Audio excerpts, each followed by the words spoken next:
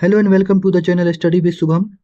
आज के इस वीडियो में हम लोग देखने वाले हैं हाल ही में बीते महत्वपूर्ण दिवस, जो एग्जाम पॉइंट ऑफ व्यू से बहुत ही इंपॉर्टेंट है, जो एग्जाम में आने की जिसकी प्रबल संभावना रहती है, एवं रामसर साइट्स, बिहार के रामसर साइट्स को भी देखेंगे।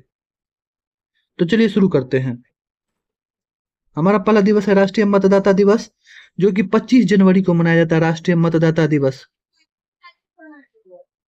भारत के नागरिकों, विशेषकर युवाओं को मतदान के प्रति जागरूक करना एवं लोकतंत्र में उनकी भागीदारी को बढ़ाना, यह उद्देश्य है राष्ट्रीय मतदाता दिवस का। भारत के नागरिकों, युवाओं को मतदान के प्रति बढ़ाना और लोकतंत्र में उनकी भागीदारी को बढ़ाना। 25 जनवरी 1950 ईस्वी को भारतीय निर्वाचन आयोग, इलेक्शन कमीशन ऑफ इंडिया की स्थापना हुई थी। इसलिए हर वर्ष 25 जनवरी को राष्ट्रीय मतदाता दिवस मनाया जाता है। 25 जनवरी को इस बार के थीम की बात करें तो इस बार का थीम था माई इंडिया माई वोट, मेरा भारत मेरा वोट। निर्वाचन आयोग की बात करें तो निर्वाचन आयोग की स्थापना 25 जनवरी 1950 को ही। संविधान के अनुच्छेद 324 में यह आता है। इसका हेडक्वार्टर नई दिल्ली में है, नई दिल्ली में है। वर्तमान संरचना की बात करें तो एक मुख्य चुनाव आयुक्त होते हैं और 2 चुनाव आयुक्त होते हैं। इसमें मुख्य चुनाव आयुक्त एवं 2 मुख्य चुनाव आयुक्त होते हैं। हमारा अगला दिवस है विश्व आर्द्रभूमि दिवस, वर्ल्ड वेटलैंड डे। यह 2 फरवरी को मनाया जाता है। वर्ल्ड वेटलैंड्स डे 2 फरवरी को मनाया जाता है। इसका उद्देश्य आर्द्रभूमियों के संरक्षण और उनके महत्व के प्रति जागरूकता फैलाना है। थीम, इस बार की थीम की बात करें तो वेटलैंड्स एंड ट्रेडिशनल नॉलेज। इस बार की थीम है वेटलैंड्स एंड ट्रेडिशनल नॉलेज, आर्द्रभूमि और पारंपरिक ज्ञान। कन्वेंशन, तो इसका पूरा नाम है convention on wetlands of international importance, international अंतरराष्ट्रीय महत्व के वेटलैंड्स पर कन्वेंशन। यह रामसर ईरान में हुआ था। रामसर ईरान में हुआ था। ईरान की बात करें तो ईरान की राजधानी तेहरान है, मुद्रा रियाल है। Iran Tehran rial, Iran Tehran rial. Ramsar convention वर्ष 1971 में ये कन्वेंशन हुआ। इसे लागू किया गया 1975 ईस्वी से। इसे लागू किया गया 1975 से। भारत ने इस पर 1982 ईस्वी में हस्ताक्षर किए। भारत ने इस पर 1982 ईस्वी में हस्ताक्षर किए। और भारत में अभी कुल कहे तो 100 रामसर साइट्स हैं। 100 रामसर साइट्स हैं। बिहार में कुल रामसर साइट्स की संख्या 6 है। बिहार में कुल रामसर साइट्स की संख्या 6 है। उसके बारे में चलिए 1 बाय 1 जानते हैं। पहला है कांवर ताल झील। कांवर ताल झील जो कि बेगूसराय में है, इसे रामसर साइट का दर्जा 2020 ईस्वी में मिला। यह एशिया की सबसे बड़ी मीठे पानी की ऑक्सबो झील है। मीठे पानी की ऑक्सबो झील है कांवरताल। यह बिहार की पहली रामसर साइट है। प्रवासी पक्षियों का यह प्रमुख आवास है। दूसरा है नागी पक्षी अभयारण्य। यह जमुई में है, जिसे रामसर साइट्स का दर्जा 2024 में मिला।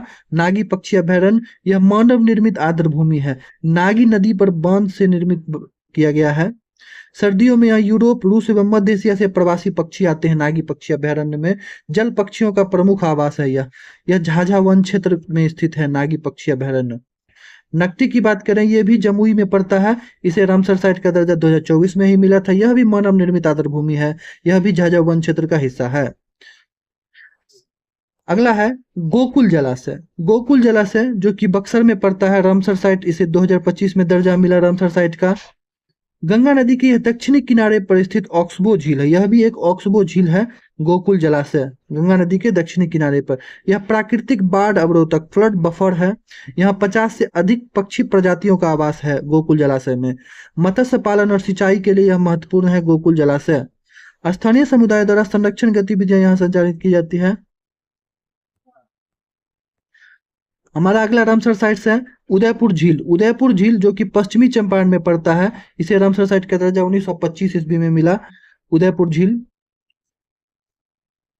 यह भी एक प्रकार का ऑक्सबो लेक है। उदयपुर झील ऑक्सबो लेक है। यहाँ 280 से अधिक वनस्पति की प्रजातियां हैं। ऐसी पक्षियों का महत्वपूर्ण शीतकालीन आवास है यह।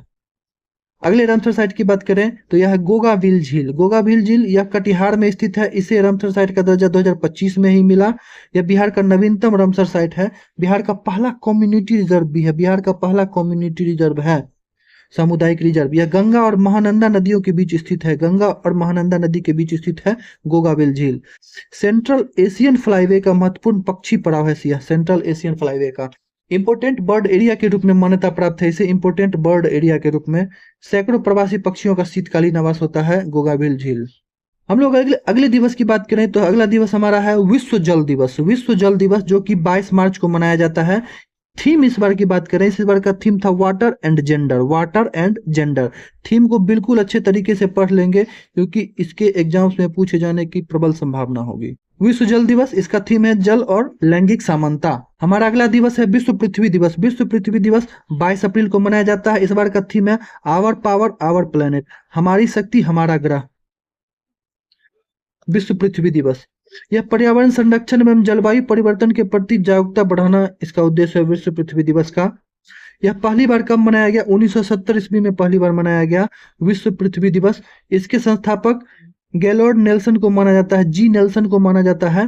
विश्व पृथ्वी दिवस 190 प्लस देशों में मनाया जाता है विश्व पृथ्वी दिवस। पर्यावरण संरक्षण का सबसे बड़ा वैश्विक अभियान यह माना जाता है, पर्यावरण संरक्षण का सबसे बड़ा वैश्विक अभियान।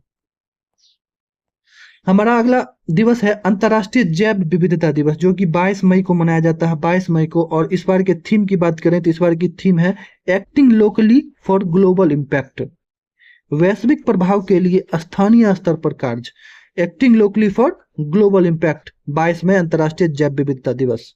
Mission on biological diversity CBD 1992 ईस्वी में हुआ, 1992 में हुआ। रियो डी जेनेरियो किस देश में है? रियो डी जेनेरियो ब्राजील में है। ब्राजील की बात करें तो ब्राजील ब्राजीलिया यहाँ की राजधानी है और मुद्रा यहाँ की रियाल है। Brazil Brasilia real, Brazil Brasilia real. Bharat के जैव विविधता हॉट स्पॉटों की बात करें तो हिमालयी क्षेत्र है, पश्चिमी घाट, इंडो बर्मा क्षेत्र और सुंडालैंड जो कि निकोबार द्वीप समूह में है। ये चारों भारत के जैव विविधता हॉट स्पॉट क्षेत्र हैं। अगले दिवस की बात करें तो अगला दिवस है हमारा विश्व पर्यावरण दिवस जो कि 5 जून को मनाया जाता है। विश्व पर्यावरण दिवस 5 जून को मनाया जाता है। इसका थीम था inspired by nature for climate for our future. Inspired by nature for climate for our future, अर्थात प्रकृति से प्रेरित जलवायु और हमारे भविष्य के लिए, जलवायु और हमारे भविष्य के लिए। स्टॉकहोम सम्मेलन हुआ, उसके बाद इसकी शुरुआत की गई। इसका पहला आयोजन 1974 में हुआ। विश्व पर्यावरण दिवस का पहला आयोजन 1974 ईस्वी में हुआ। United Nation Environment Programme UNEP की बात करें तो इसकी स्थापना 1972 ईस्वी में हुई, 1972 में हुई, जिसका हेडक्वार्टर नैरोबी केनिया है। नैरोबी केनिया है। केनिया की बात करें तो केनिया की राजधानी नैरोबी है, मुद्रा शिलिंग है, केनिया नैरोबी शिलिंग। हमारा अगला दिवस है अंतर्राष्ट्रीय योग दिवस। अंतर्राष्ट्रीय योग दिवस जो कि 21 जून को मनाया जाता है। इसका थीम है yoga for healthy ageing, yoga for healthy ageing, स्वस्थ वृद्धावस्था के लिए योग, अंतर्राष्ट्रीय योग दिवस। इसे संयुक्त राष्ट्र द्वारा घोषणा किया गया 11 दिसंबर 2014 ईस्वी को और पहला योग दिवस मनाया गया 21 जून 2015 को। 21 जून 2015 ईस्वी को पहला योग दिवस मनाया गया। नरेंद्र मोदी द्वारा इसका प्रस्ताव रखा गया यूनाइटेड नेशंस में। राष्ट्रीय मतदाता दिवस हम लोग ने देखा 25 जनवरी को मनाया जाता है। इस बार का theme my India my vote था। विश्व आर्द्रभूमि दिवस 2 फरवरी को मनाया जाता है। वेटलैंड्स एंड ट्रेडिशनल नॉलेज के थीम के साथ मनाया गया इस बार। विश्व जल दिवस 22 मार्च वाटर एंड जेंडर थीम के साथ मनाया गया। विश्व पृथ्वी दिवस our power and our planet theme के साथ 22 अप्रैल को मनाया गया। विश्व पृथ्वी दिवस। अंतर्राष्ट्रीय जैव विविधता दिवस 22 मई को मनाया गया। इसका थीम था acting locally for global impact, acting locally for global impact. विश्व पर्यावरण दिवस की बात करें तो यह 5 जून को मनाया जाता है और इस बार का थीम था inspired by nature for climate for our future. अंतर्राष्ट्रीय योग दिवस 21 जून को मनाया गया। इसका थीम था योगा फॉर हेल्दी एजिंग। आपको यह वीडियो कैसा लगा कमेंट बॉक्स में लिखकर जरूर बताएं। इस तरह के वीडियो पाने के लिए हमारे चैनल को सब्सक्राइब करें और अपने दोस्तों के साथ इसे शेयर करना बिल्कुल ना भूलें। Thank you, thanks for watching.